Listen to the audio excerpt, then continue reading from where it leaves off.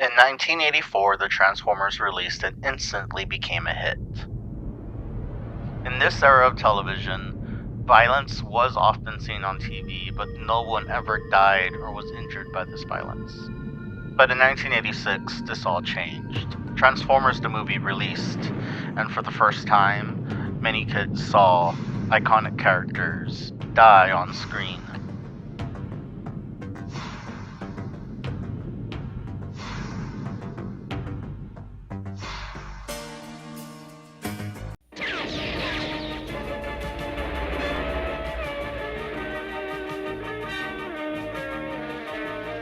Transformers, more than meets the eye.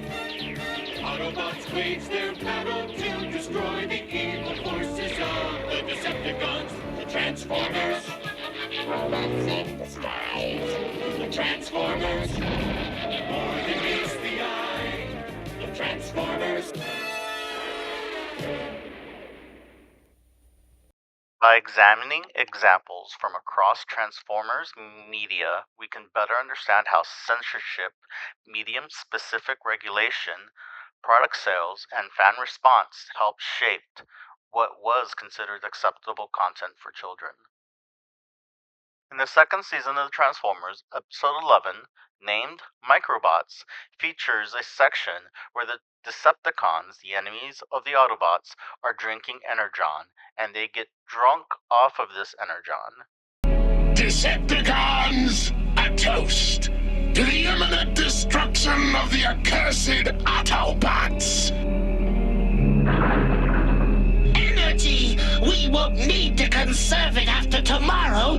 We can bleed this planet dry!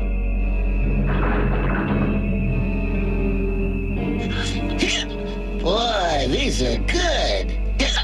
I needed to refuel. Energy!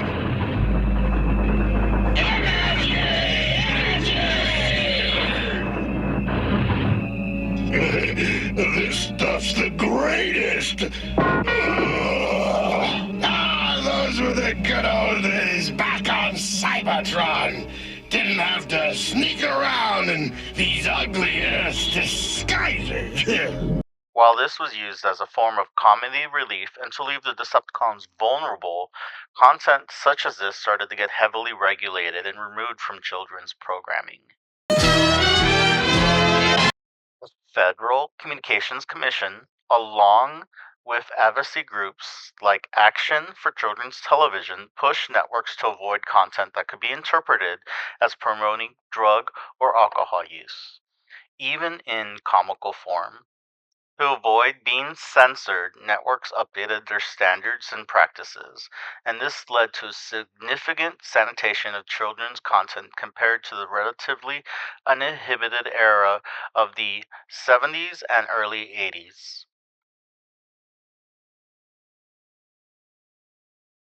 In contrast, the Transformer comics, which were written by Marvel and part of their normal lineup, featured more adult-oriented content.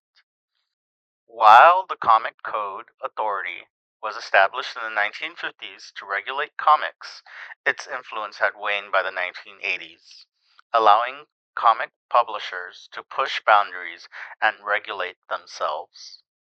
While the comics did have more adult themes, both them and the original 1984 animated series avoided killing off actual main characters.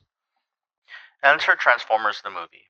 Due to certain characters having their toys removed from production, the writers assumed killing them would be the easiest narrative way of removing them. By placing the new characters in the forefront, it was hoped that this would increase the sales of the new toys. This change in dynamics would lead to backlash, especially the death of Autobot leader Optimus Prime. But the real answer is that we didn't know that he was an icon. Prime's death changed things massively. The fans and their parents were outraged. While Hasbro was just trying to clear the old toy line and introduce new characters, a large mail campaign led to Hasbro backtracking. The reality is, at the time when we thought of the show as it was a toy show, we just thought we were killing off the old product line and introducing a new product. And Optimus Prime was one of those guys. We felt. In its third season, Transformers brought Prime back to life. Other Hasbro media was also affected by the backlash. An example is G.I. Joe the movie, which was edited to remove character deaths. In contrast, the Transformers comics continued using deaths as a part of the narrative process. Once a character's toy was removed from the product line, they were no longer safe, whether they were liked by fans or not.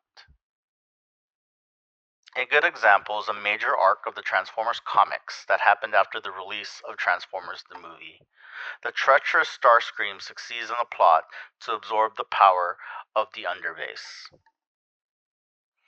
Using his newfound power, Starscream goes on a rampage, killing a total of 50 Autobots and Decepticons before he himself is killed.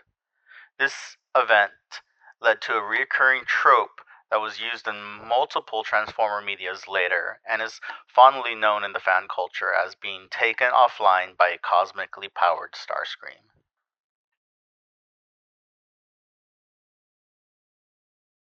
Self-regulation and censorship is not the only explanation for the difference between the media content. Some of the variants may be attributed to creative direction. For example, other 80s media, such as the Thundercats and Masters of the Universe, fell under Marvel's Children division, so they didn't have as mature and adult themes. The contrasting approach to violence and mature themes in Transformer media revealed the complex interplay of regulation, censorship, audience expectation, and creative intent. The long-term impact of this divide is still felt today, as children's media continues to tread cautiously around subjects once considered fair game. Understanding this evolution invites us to think more critically about who decides what stories are suitable for young audiences, and what is lost when profits and caution prioritize narrative stories.